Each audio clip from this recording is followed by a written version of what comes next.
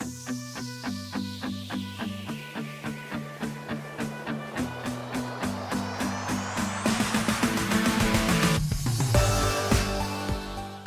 guys, Shane McMurray from the Wedding Report. In this episode, I interview Eric from Lashbrook. They make custom rings for men. Check it out. So Eric, tell me about your business. Tell me where you're located. Tell me what you do, all that good stuff. All right. My company is called Lashbrook. We're in Draper, Utah. We are a manufacturer of predominantly men's wedding bands, but expanding from that quite a bit as time goes by. We've been in business since 2000, so this is our 20th year. Because of that and because of a decision or two that I made early on, because we produce everything ourselves in-house, and so we have 20 years of inventing processes, products, combinations of products, and building the capacity to build those.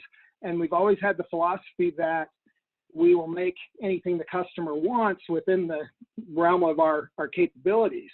And with those things combined, we now have the factory that I'm sitting in that can build a broader array of men's wedding band product than any other factory in the world. Combined with that now, over the last few years, we've developed what we call Ring Builder on our website that allows the customer to design his or her own ring. And currently, the site will design 30 billion SKUs and provide a price and a picture. We will hit 1 trillion this year. Wow. It's combinations and permutations. It's a simple math, but there isn't anything like it in the world. Yeah. And so that's kind of who we are. We're in 2,000 jewelry stores, as well as selling with the site itself. So you're actually in stores as well as your site is selling them? Yeah. We're in major retailers and high-end independents in virtually every city in the country. Yeah, nice. That's great. And congratulations on 20 years, man. That's awesome that you guys have gotten this far. Thanks.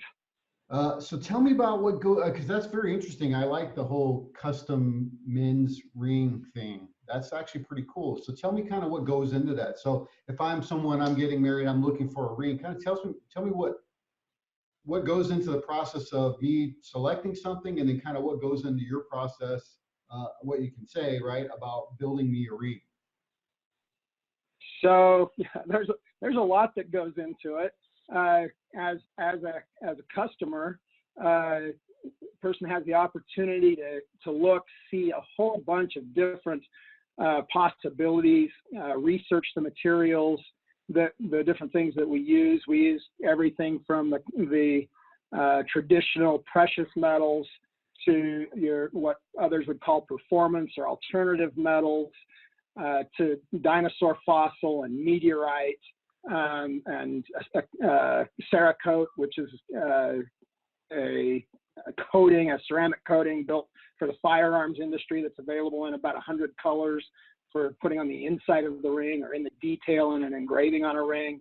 Wow. So customers just starts to play with that and get some different ideas. And what ends up happening with a lot of people is that they recognize a way that they can express something that's unique about themselves. We have a story from years ago where a guy was getting engaged, and he was a hiker, and he had climbed 8 of the world's tallest peaks. And at the top of each one, he had grabbed the most colorful piece of gravel he could find.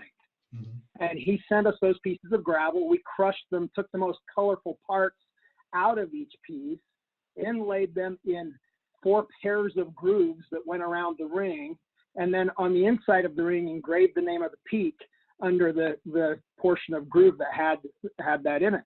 And it was amazing how beautiful this gravel became by the time we had it in there and polished it. So that was something personal. I was in a store in Chicago recently where they told me a really sad, poignant story where their customer was a cop, and his best friend was his partner on the police force. Mm-hmm. And he was to have been his best man, but he'd been killed in the line of duty a few weeks before the wedding. Jeez. And so they had picked the Cerakote color that represented what they call Chicago blue. He put that on the inside of his ring where nobody would see it, so that his best man could be at the wedding, as he said. Wow, that's awesome. So, and then, you know, another older story where Ben Roethlisberger wears a Lashbrook ring because the company that made the ring, that produced the ring that he wanted, made it 6 and 8 millimeters wide. He refused to make any adjustment. He wanted it 7 millimeters wide because that's his jersey number. So he wears a Lashbrook ring because we were willing to make it the width he wanted it. So people will find things as they're developing. They'll either come up with something that they just think is beautiful or really cool looking, or they'll come up with something, or a combination of the two, come up with something that has a special meaning to the two of them, to one of them, represents something about their lives. Yeah, that's pretty awesome. So what goes, so now I tell you what I want. Tell me about the process. What goes into this thing? Okay. So a ring in our facility, that order goes back into production, goes to scheduling, and the base portion, the part that is the main ring, gets produced first. And so if that's going to be produced in, say, black zirconium or cobalt chrome, titanium, Damascus steel, then that's going to be set up on a 10,000 pound lathe, CNC lathe, and that part will be turned first. Then if it's getting, for example, a wood inlay, a separate ring in the chosen wood will be then machined on another lathe. Those two will be put together. And in fact, at that point, the first metal ring is actually a 2-part ring so that the 3 can sandwich together. If there's precious metal involved, we may cast it, in which case we're going to program it and print it in a castable wax and then cast, or we might take a ring blank and machine it in the gold or the platinum. So there are a bunch of different ways that the basic ring might be produced, but most end up starting on a big piece of equipment. And then from there, it's a whole bunch of handwork. So a lot of polishing. If you look at our website, there are 15 or 18 different finishes that can be applied. All of those are applied by hand using different tools, different methodologies. If it's a Damascus or a meteorite, that's going to get acid etched at some point in the process to bring out the pattern that's inherent to the material. Ultimately, at one point or another, it will go through a laser for at least hallmarking and often personalization on the inside of the ring. But at most, we may put the ring through the laser and engrave on the outside. And we have a lot of outdoor scenes, sports representations, different things along those lines, Celtic patterns. A couple is getting married on their favorite beach. We can take a panoramic deep shot of the beach and wrap that around the outside of the ring, full on 3D. So just all sorts of things that can happen there. Once it's hallmarked and QC'd, then it goes into fulfillment for shipping. But it's quite a process. We have about 80 people in production. All of them have different specialties. Sure. The people that are working on wood rarely would work on meteorite because it's a separate training channel. Sure. Yeah, we also set a lot of diamonds. And so, a ring with stones in it or a lot of especially precious metal work will end up at a more traditional jeweler's bench than a ring that's made in Damascus steel that is going to run through a little more brutal process. Sure. So how long does the process typically take? So if I order a ring, I mean, I don't know. I guess it really depends on the custom, right? So if I send you 7 stones and you grind it and then that's a little longer process, right? Than some things. But in general, what is the average turnaround time? So our average ring is out of the facility within about 5 business days. Really? 5 or 6. They'll go as long as 3 weeks. We rarely have anything that takes longer than 3 weeks to produce. And if it does, it is the situation where we're waiting on the client to provide stones or to provide additional information maybe there's some back and forth on finalizing the design and so forth. Wow, that's a great turnaround time.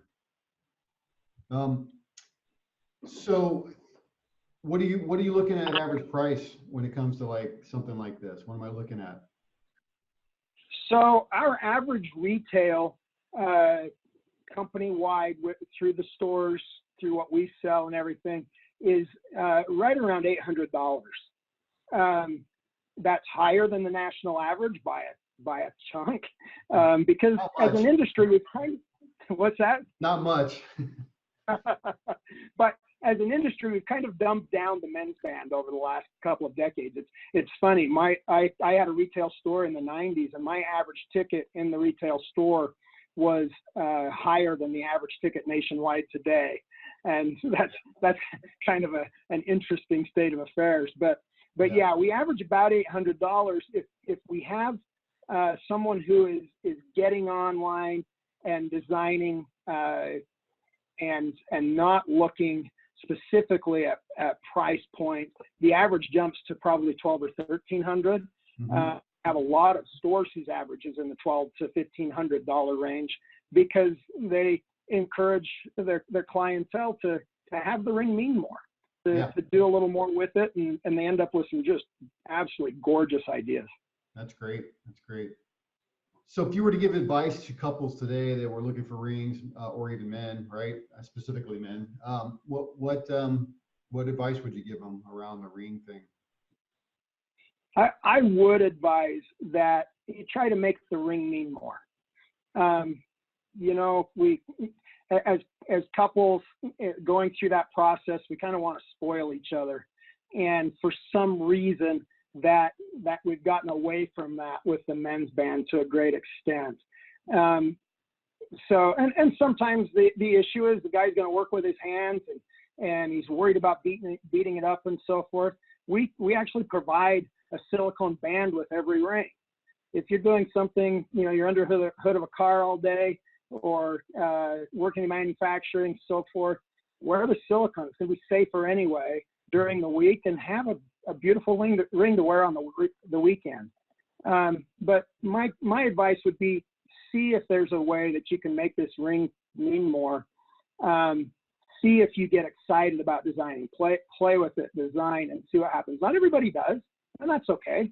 Yeah. But the fact is that most people that get on our site and start to play with the ring builder, spend a little time looking at the possibilities, find themselves inspiring themselves. Yeah, that's awesome. That's awesome. So let's talk about the business side a little bit. What would you say right now in business is working well? The biggest thing is custom. That the whole concept is what's working best. It's a challenge, but we are finding that the more we're able to get in front of the ultimate client, whether we're doing it directly or doing it through one of our retail store clients, the more they get excited about what they're doing, and that translates into more and better sales. Yeah. So our business is thriving because of the marriage of the ability to make just about anything, and now the ability to share that technology, those possibilities with the customer with Ring Builder. Right. And you guys have, since you guys have like 20 years of experience working in the space, I can imagine the technology jump, right, in the manufacturing process that's really probably helped you guys kind of like fine tune things, make it a little quicker and easier to get stuff through manufacturing. And how much more is technology going to play in the future to make you guys more efficient, really? That's a little hard, because most of the technology that we would add that would simplify things, where it becomes more simple would be in bulk production. Right. And our production is one-off. We'll ship 300 rings today, and odds are very good that there will not be two that look alike. Mm-hmm. So we do not fit the model for utilizing technology to take a process, for example, and automate that process. Gotcha. Because we just don't have a line of rings that are going to go through the same process. So really it comes down to maybe then supply chain streamlining and getting your workers to be able to have the right skills that they need to do their job and the right tools and that sort of thing. So really that's kind of what it comes down to in this case, right? Yeah, actually our biggest room for improvement in efficiency is in keeping our employees longer.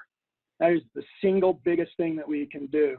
And we're working on that. We actually opened a second facility about 100 miles south of here in the last 8 months. It's growing very slowly, but the objective is it's in an area where there aren't a lot of jobs, but it's a beautiful place to live. Mm-hmm. And so most of the people there, kids grow up, get out of high school, go to college, don't go to college, but they end up leaving for a job or choosing to commute an hour and a half each way each day. Yeah. And so in providing jobs there, we should be able to start to build a workforce that is relatively permanent. So that would be a help. Great. Yeah, that's great. So you guys are in Utah, but where at in Utah? So the main facility here is in Draper. We're the south end of the Utah Valley, or Salt Lake Valley, just about 15 miles south of Salt Lake. Okay. The new facility is in a town called Ephraim. That's kind of central. It's a high plains area. Just like I say, it's just a beautiful place, but not much industry. Gotcha. Cool. So what would you say, like, for business, what's not working well right now?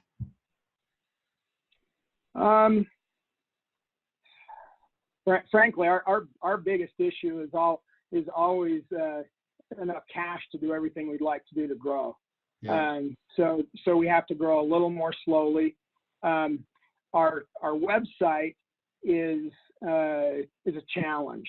The website as it's currently constructed is all centered in ring builders. So when a product page is loaded, it's not a static page. It's loading and every ring is being built on the fly by ring builder. And so it's just totally ensconced in the software. And because of that, our site looks different than anybody else's site. Sure. And so Google, for example, thinks that we are really bad at selling men's rings and suggests that we not bother advertising for men's product. Right. Yeah. Because they can't see into it. They can't get in and with their normal algorithms and see what we're offering. I mean, there's nobody that offers what we do in men's bands, but Google thinks we're horrible at it. Yeah, well, that's so yeah, that's one of the issues. Yeah, that's totally. That's one of the issues we're looking at. Yeah. Yeah. So it's a technical challenge, really, for that part of it. Those are the biggest problems. I can see that because everything's custom, so it's very difficult to provide it with the things that it's looking for when people are searching for certain things. You can't really provide that, except that, So do you find that most of your new customers are coming through referrals of people that have already done business with you, or within the shops, or do you find that people are just finding you through other means? Well, actually, only about 1% of our sales are direct to consumer.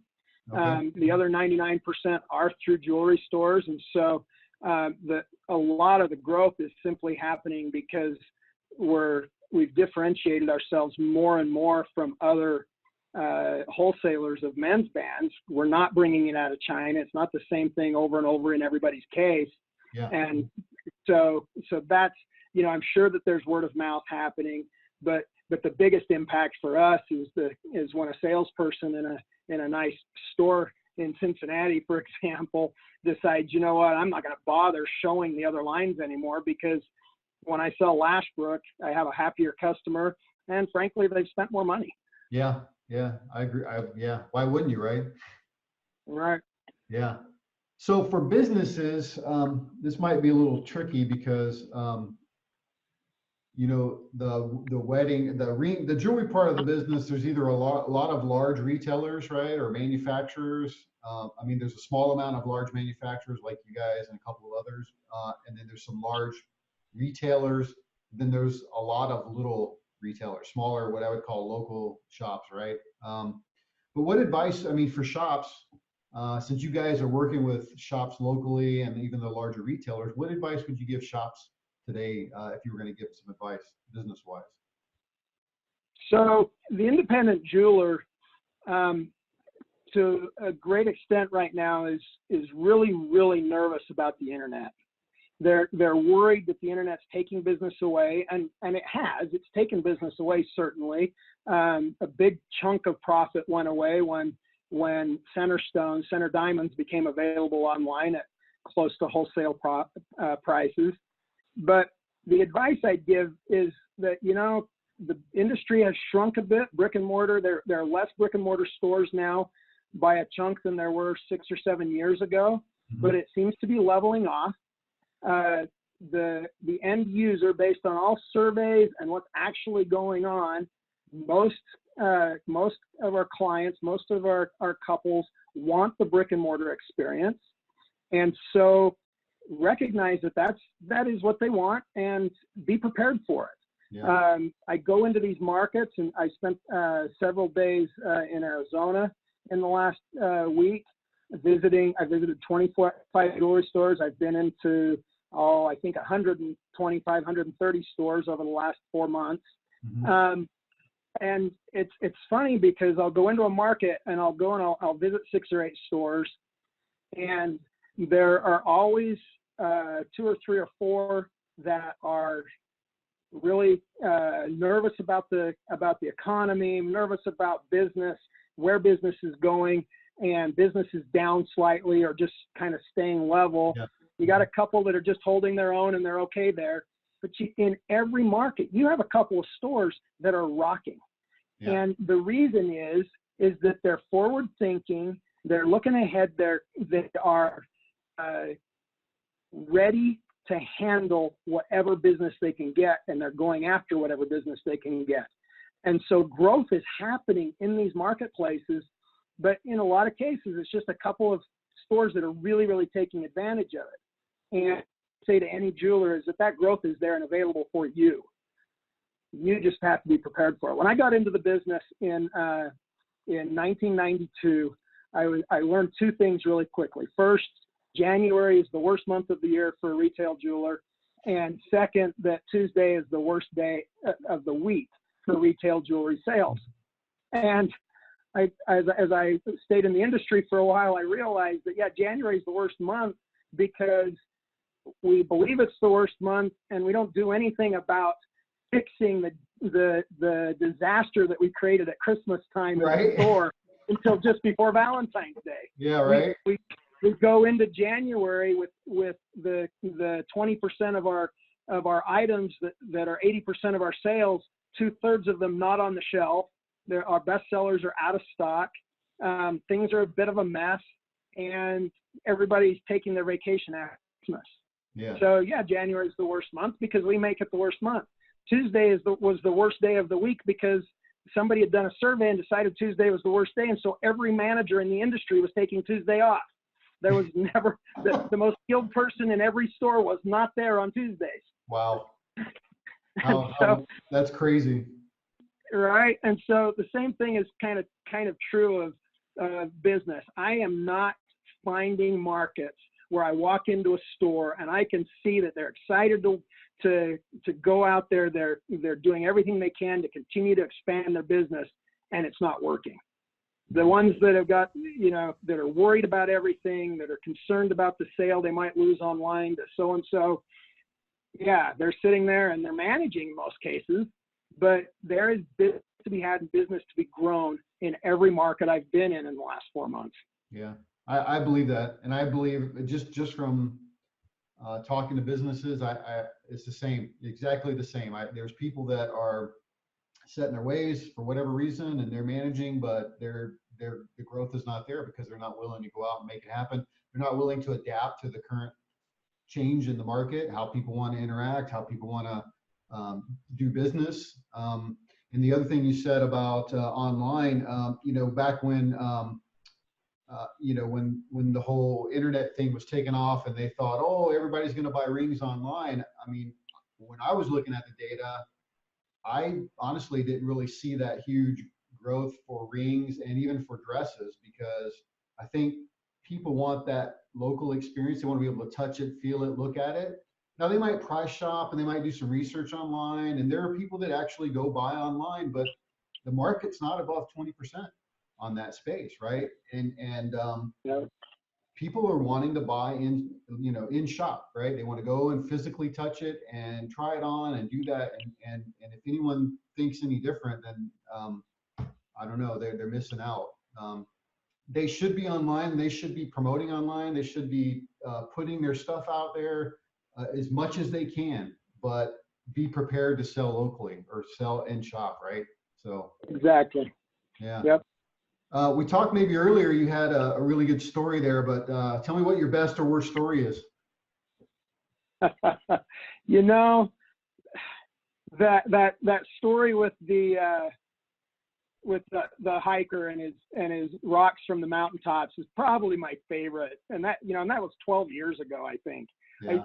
We get a lot of good ones, but the fact of the matter is I don't hear as many of them directly anymore. But my worst story I should not tell,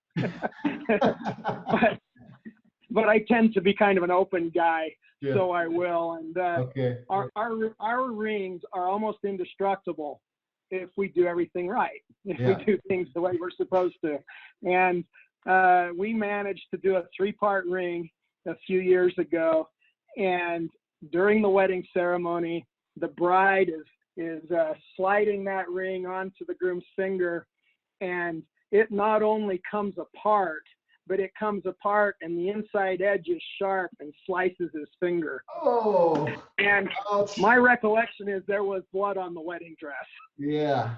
Yeah. I gotta imagine. That's a horrible story, and I hope that doesn't cost me sales. We learned a lot from it. Yeah. And we are always inventing and improving.